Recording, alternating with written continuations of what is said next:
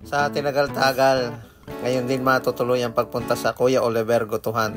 Kaya pinalano namin puntahan para matikman namin kung ano ba talaga ang lasa o kung gaano ba karami ang isi-serve sa amin na guto o pure baka nga ba ito. Tara, puntahan natin.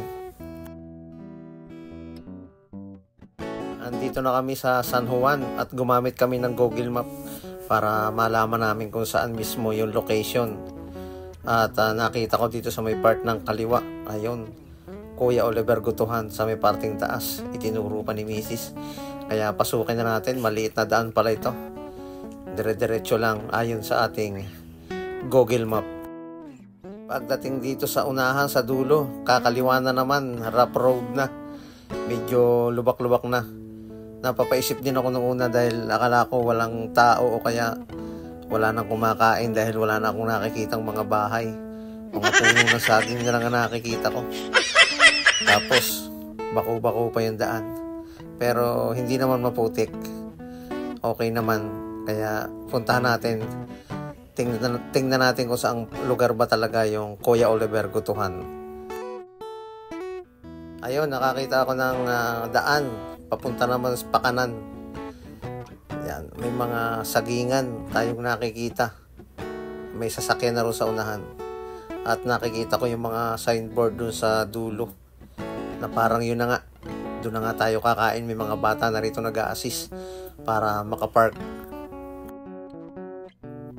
Sa ngayon, pasado mga 9 o'clock na yan. Kaya konti pa lang yung tao.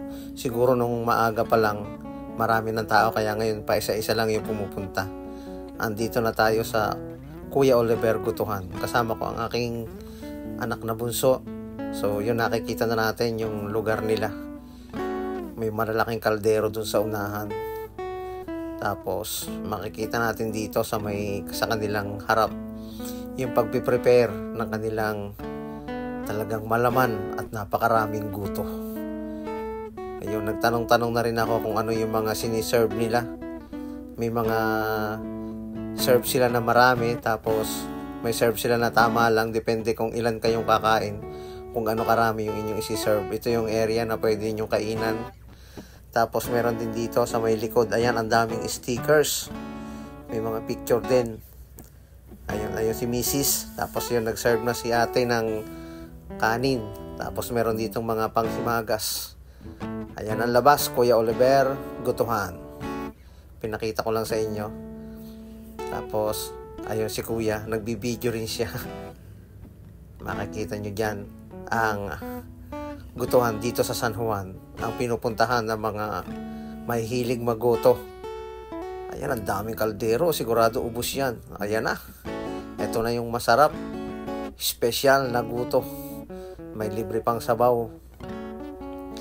O, ayun. Kain na tayo. Subukan natin ito. Inom na lang tayo mamaya ng maligamgam na tubig. So, ang dami dito mga stickers. Hanapin lang natin yung stickers ko. Nagdikit na rin ako. Andyan yung stickers ko. Medyo magulo yung camera ko. Ayun, nakita ko na yung stickers ko. May picture ko pa yata. Tapos meron pa ditong Jojo Barbershop. Ayun, oh. Nagpunta pala sila dito.